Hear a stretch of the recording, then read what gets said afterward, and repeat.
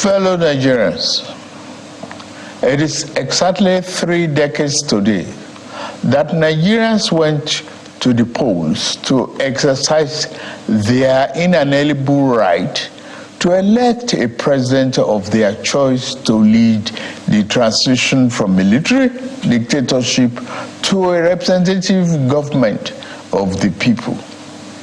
The abortion by the military fiat of the decisive victory of Chief MKO Abiola of the defunct Social Democratic Party in the June 12, 1993 presidential election.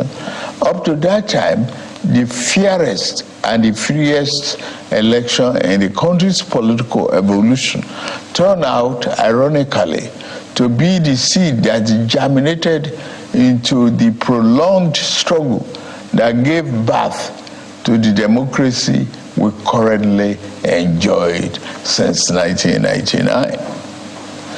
In rising to strongly oppose the arbitrary annulment of the will of the majority of Nigerians, as expressed in that historic election, the substantial number of our people who participated in the struggle to annul the election signified their fierce commitment to enthroning democracy as a form of government that best ennobles the liberty, the dignity of individual and integrity, as well as the stability of the polity. The fierce opposition to the annulment of June 12, 1993 presidential election and unrelenting pro-democracy onslaught it unleashed was the equivalent of the battle against colonial rule by our founding fathers that resulted in the gaining of Nigerian independence in 1960. Just like the anti-colonial movement, the pro-democracy June 12 vanguard demonstrated once again the enduring validity of the 19th century historian Arnold Toynbee's eternal postulation that civilization and society experience progress as they are forced to respond to challenges posed by the environment. The unjust annulment of a widely acknowledged free and fair election was a challenge that elicited resistance by a resurgent civil society, leading ultimately to the attainment of our second independence, as exemplified by the return of democratic governance in 1999. Fellow compatriots, we celebrate a day that has remained a watershed in our nation's history, not just today, but for every June 12, for the endless future that our beloved country shall exist and work stronger and stronger. Generation of Nigerians will always remember themselves that the democracy that is steadily going to become the defining essence of our polity was not gifted to us on a silver platter. We can easily recall the sacrifice and the martyrdom of Chief MKO Abiola, the custodian of the sacred mandate that was so cruelly annulled. He sacrificed his life in unyielding patriotic defense of the ideals of democracy, as symbolized in his choice by his fellow countrymen and women as their duly elected president. There was an easier choice for him. It was to forego the justice of his cause and opt for the path of ease and capitulation in the face of the tyranny of power. To his eternal credit, and immortal glory? Abiola said no.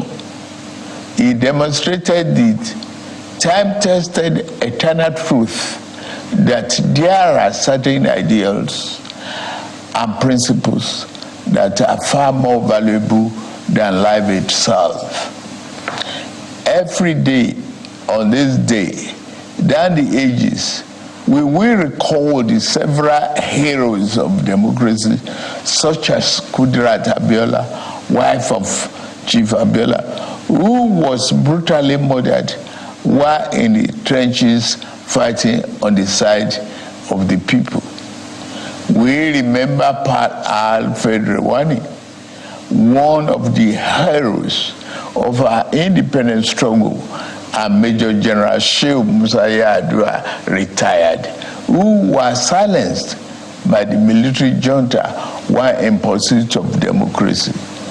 They gave their yesterday for the liberty that is ours today.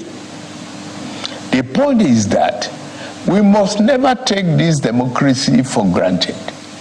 We must forever jealously guard and protect it like a precious jewel. For a people can never truly appreciate the freedom and the right democracy guarantees them until they lose it. We have transferred the dark, thorny part of dictatorship before, and those who experience it can readily testify to the unbridgeable gap between the dignity of freedom and the humiliation and degradation of tyranny. True, yes, rancorous debates, interminable wrangling, ceaseless quarrels, bitter electoral contestations may be perceived by some as the unattractive feature of democracy, but they also testify to its merits and value.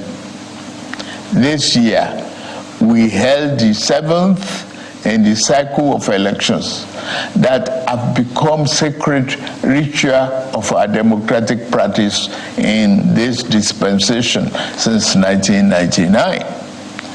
That the polls were intensely contested is in itself positive evidence that democracy is well and alive in our land.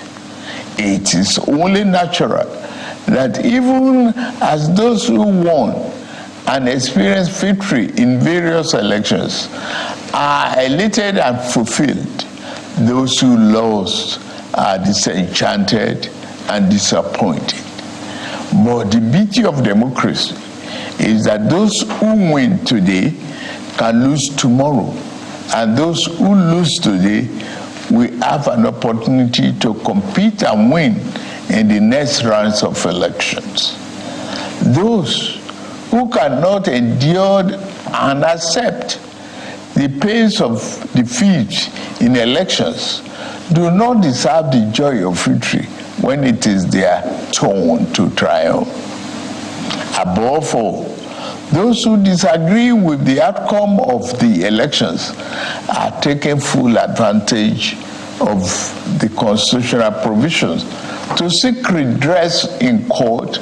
That is one of the reasons why democracy is the best form of government invented by man. For Chief M.K.O. Abiola, the symbol of this day, in whose memory June 12 became a national holiday, democracy is eternal. It is about rule of law and vibrant judiciary that can be trusted to deliver justice and strengthen institutions. It has become imperative to state here that the unnecessary illegal orders issued to truncate or abridge democracy will no longer be tolerated. The recent harmonization of the retirement age of the judicial officers is meant to strengthen the rule of law, which is a critical pillar of democracy. The reform has just started. The democracy that will yield right dividends to the people who are shareholders means more than just freedom of choice and right to get people into elective offices. It means social and economic justice for our people.